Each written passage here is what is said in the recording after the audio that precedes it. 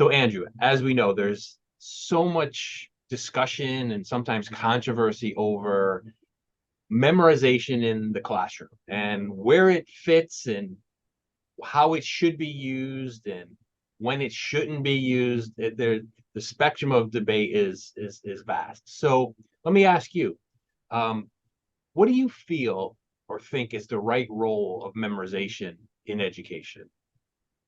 Well, you're right, Michael, that there has been a ton of rebellion against memorization or drill and kill over the past several decades. And I think that actually people's resistance has been misplaced. I think really what they have issue with is curriculum that prioritizes trivial facts like dates or something over more important concepts.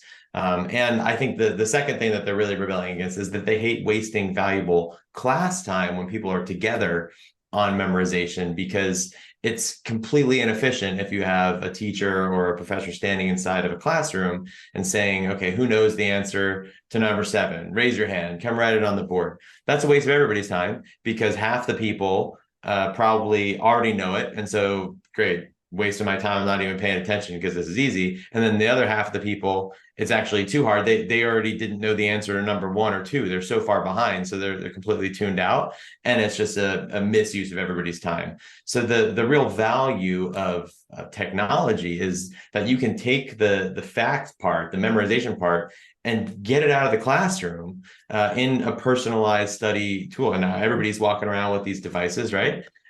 So why not have the memorization happen on your own time? And so you can use the valuable class time for important constructivist learning activities, right? Because we don't want students emerging with no facts, right? And only the skills. If you're a doctor, you need to know your body parts and drug interactions and disorders. You don't want to tell your patient, excuse me while I go look that up. I don't know what the radius or the ulna. I always get those confused, right? If you're a lawyer, you need to know your Supreme Court cases and your rules of civil procedure. If you're learning another language, you need to have those vocab words and definitions drilled so that you can use them in conversation, right? The conjugations, all that stuff. You're a historian, you need to remember your historical figures and the names of regions on a map, and you can't have good historical debates if you don't actually have the fact in your brain to draw on.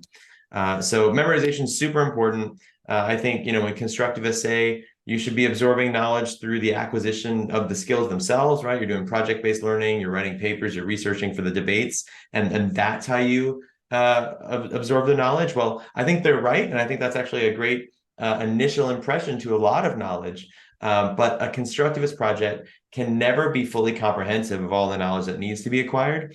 And also, even the best project-based learning cannot make the knowledge stick permanently. You need a systematic way to review and retain that information. And so a study tool like Brainscape is just an integral part of a curriculum. And the instructors of the future, I think, are going to be able to make use of the right project-based learning, constructive activities with the right, memorization-based or behavioral-based practice activities to create the most holistic way of developing a generation of students that have a lot of the knowledge in their heads, so that the more knowledge that they have in their brains, the more that they can be making sense of and making connections with, both consciously and subconsciously. Because if we want growth in the human species, then we need to get more knowledge into smart brains faster.